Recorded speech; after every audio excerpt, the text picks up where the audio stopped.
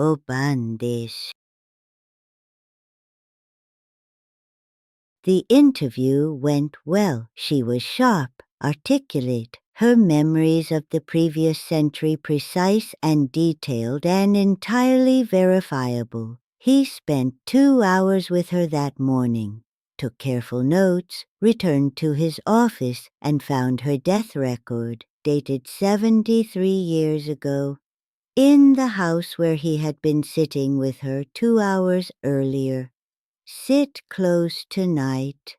Sometimes the most reliable sources are not what they appear. It is time for chapter 127.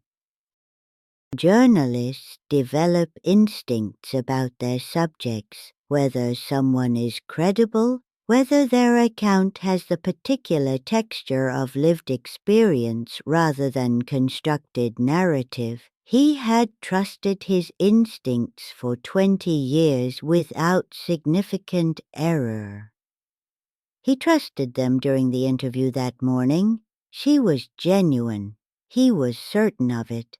The kind of certainty that comes from 2 hours of careful conversation with someone whose memories are too specific and too consistent to be anything other than real.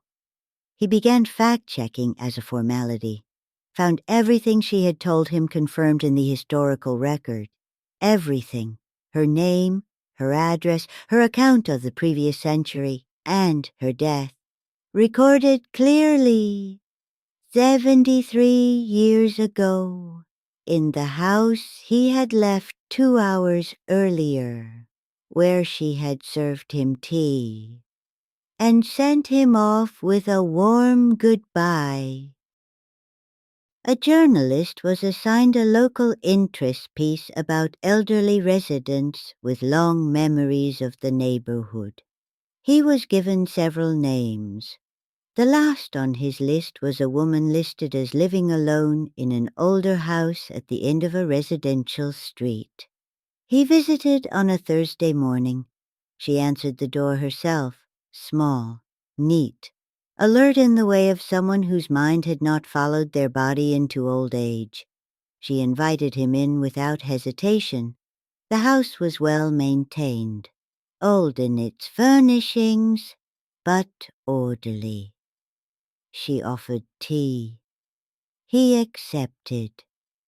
They sat in the main room, and he began his questions.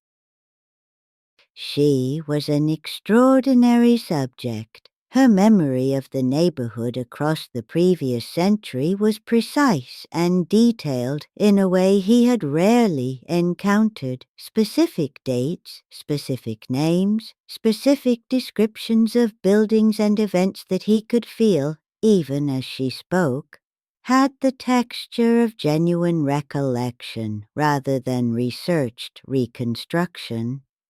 She described the street as it had been in her childhood, as it had changed through the decades, through the war years, through the rebuilding, through the changes he could independently verify from his own knowledge of the area's history.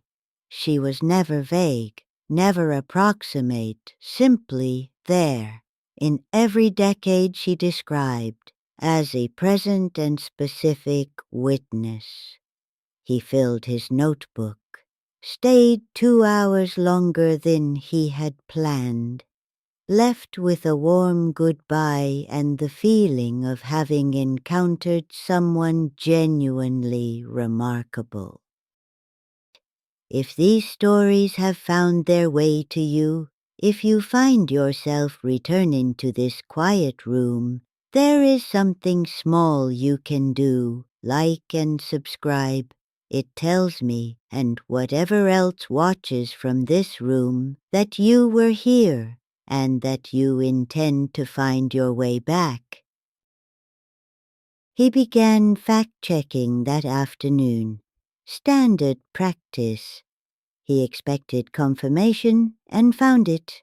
Every detail she had given him checking out against historical records with the accuracy of a genuine witness. He was perhaps an hour into the process when he found the record he had not been looking for. Her name, her address, a document from the municipal records of 73 years ago. He read it twice. A death record, her name, her address, the house he had been in that morning, a date 73 years in the past.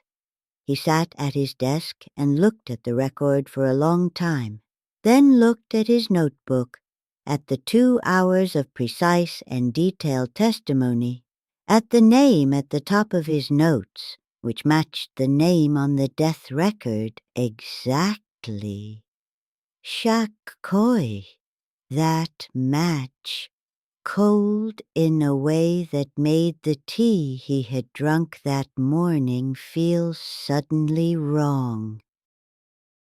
I wonder, have you ever spoken to someone who seemed to know too much, whose memories were too precise, too detailed, too present for the distance of the years they were describing? Perhaps you have sat across from someone and felt without being able to say why that they were not quite what they appeared to be. Granny is always listening. He went back to the house that afternoon, knocked. No answer. He tried the handle. The door opened. He called out. No response. He went inside. The house was as he remembered it.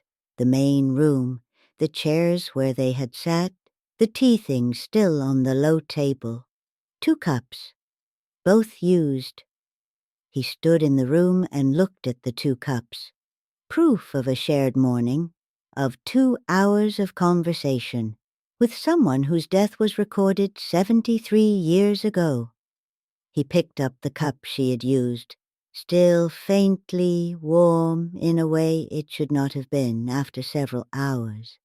He set it down carefully, left the house, and sat in his car outside for a very long time, trying to decide what to write and what to leave out, and whether the piece he had been assigned was still the piece he was going to file.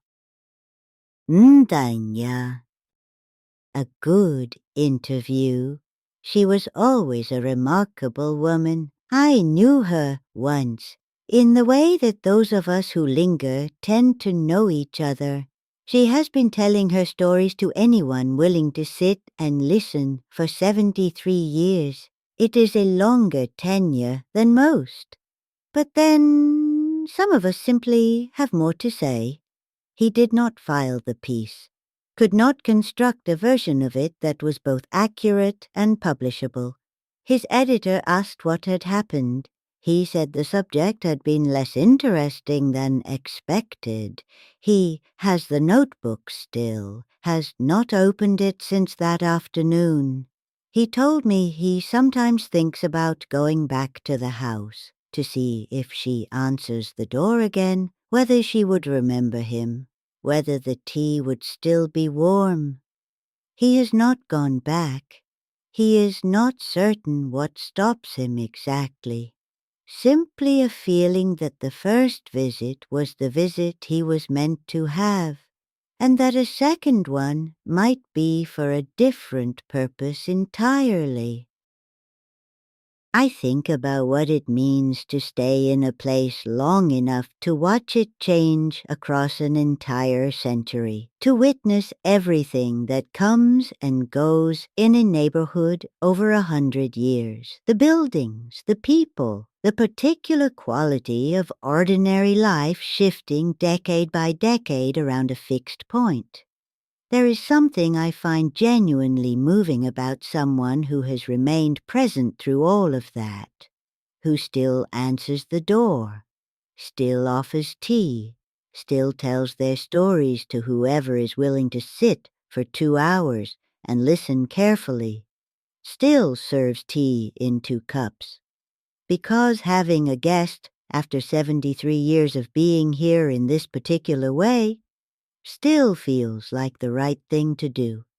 Ndanyaa, Some of us simply have more to say, and more time to say it in than others.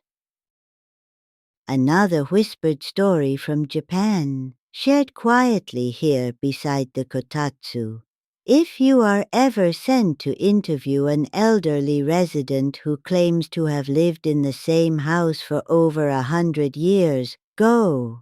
Take your notebook, accept the tea, ask your questions. Listen carefully to what she tells you, because her memory will be precise and detailed and entirely genuine. Every date, every name, every description of the neighborhood across the previous century will check out exactly, including the parts of the record you were not looking for when you started fact-checking.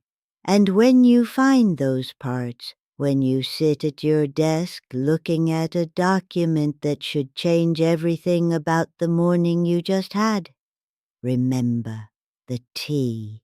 Remember that it was warm when she poured it, that 2 cups were used, that she sent you off with a warm goodbye, and that whatever she is now, she was a remarkable witness, and the interview was real. And the notebook is yours to do with as you see fit. If this story stayed with you, if the dark or the shadow feels a little closer tonight, you know where to find me. I am always here beside the kotatsu, watching, waiting. And if you wish others to find their way here too, there is something small you can do, like and subscribe. I would not object.